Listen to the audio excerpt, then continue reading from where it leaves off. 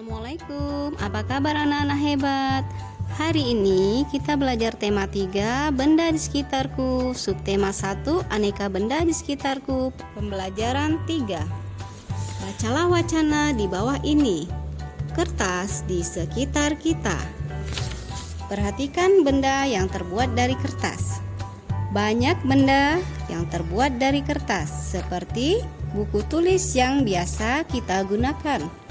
Contoh lain, tisu, kardus, dan koran juga terbuat dari kertas. Kayu adalah bahan dasar untuk membuat kertas. Pembuatan kertas dilakukan secara bertahap di pabrik. Kayu-kayu besar dipotong hingga sebesar korek api. Setelah itu, kayu dipanaskan hingga menjadi bahan lunak seperti bubur. Bubur inilah yang disebut bubur kertas atau pulp. Proses selanjutnya, pulp diberi pewarna dan disaring hingga kandungan airnya habis. Pulp yang sudah kering meninggalkan ampas berupa serat selulosa yang saling terkait. Kemudian serat selulosa ini digiling hingga pipih menjadi seukuran kertas yang diinginkan. Cobalah kamu menulis di atas kaca. Apakah hasil tulisanmu di atas kaca seperti di kertas? Tentu saja tidak sama, karena kaca tidak dapat menyerap air, sehingga tidak dapat menyerap tinta pulpen dengan baik. Sedangkan kertas memiliki sifat dapat menyerap air. Kertas dapat menyerap tinta pulpen dengan baik. Dengan demikian, semua yang kamu tulis di kertas dapat dibaca dengan jelas. Perhatikan benda-benda di sekitarmu. Tuliskan nama benda yang terbuat dari kertas. Contoh, buku, layang-layang, dan lain-lain. Kamu cari ya contoh lain. Baiklah, anak-anak, sebuah fakta menunjukkan kalau kita menghemat 1 ton kertas, berarti kita menghemat 13 batang pohon besar. Fakta yang luar biasa. Apa yang bisa kita lakukan untuk menghemat kertas? Nah, Udin dan teman-temannya berpendapat tentang menghemat kertas. Bacalah pendapat berikut. Pendapat Udin, setiap tahun ajaran aku meminta ibu membeli buku tulis baru. Sekarang aku akan menggunakan buku lama. Buku lama yang halamannya belum terpakai. Jika ingin terlihat seperti baru, ganti saja sampulnya. Kata Siti, kalau aku akan memanfaatkan kertas yang masih digunakan, misalnya menggunakan kertas di sisinya. Dengan demikian tidak menghabiskan kertas banyak. Nah, si Udin berbicara lagi. Saya sendiri tidak dapat menghemat kertas sebanyak 1 ton.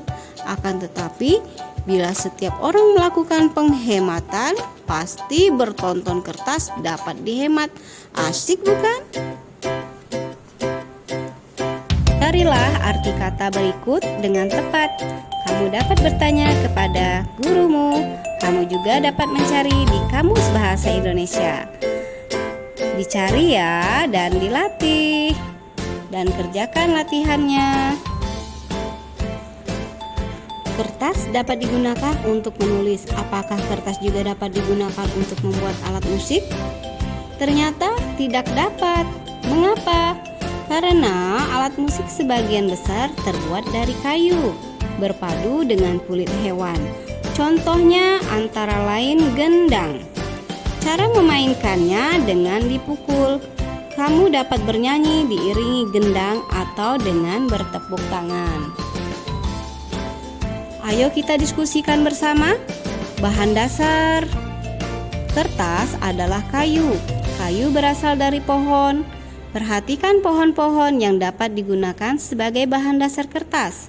Perhatikan gambar di bawah ini. Pohon pinus, pohon akasia, pohon jati. Pohon manakah yang paling tinggi. Bagaimana caramu mengukur tinggi suatu pohon? Tinggi badanmu pasti berbeda dengan temanmu. Apakah semua panjang atau tinggi benda dapat diukur dengan alat ukur yang sama? Alat ukur panjang benda bermacam-macam. Kamu sudah mengenal beraneka ragam. Kamu sudah mengenal beragam alat ukur pada pembelajaran sebelumnya. Di sini ada meteran roll, meteran saku, dan meteran pita. Alat ini mempunyai fungsi masing-masing. Jawablah pertanyaan berikut. 1. Sebutkan satuan panjang yang telah kamu ketahui. Kilometer, hektometer, dekameter, meter, desimeter, sentimeter, dan milimeter. 2. Tuliskan alat ukur yang tepat untuk mengukur benda-benda berikut. Diskusikan bersama temanmu. Untuk mengukur tinggi badanmu, jenis alat ukur yang digunakan statur meter. 2. Panjang lingkaran pinggang, jenis alat ukurnya meteran pita. 3. Panjang meja di kelas, jenis alat ukur mistar atau meteran kayu. 4. Panjang lompatan teman kelompokmu dapat diukur dengan alat ukur meteran roll. 5. Lebar papan tulis di kelasmu, jenis alat ukur meteran saku. 6. Panjang halaman sekolah dapat diukur menggunakan meteran roll. Coba lakukan kegiatan berikut ini. 1. Ukurlah tinggi badan 5 orang temanmu di kelas jika kamu belajar di kelas. Jika kamu belajar di rumah, kamu dapat mengukur 5 orang keluargamu di rumah. 2. Tuliskan hasilnya pada tabel di bawah ini. Gunakan satuan sentimeter dalam pengukuranmu. 3. Urutkanlah hasil pengukuranmu. Mulailah dari yang terpendek hingga yang tertinggi. Selamat mencoba. Assalamualaikum warahmatullahi wabarakatuh.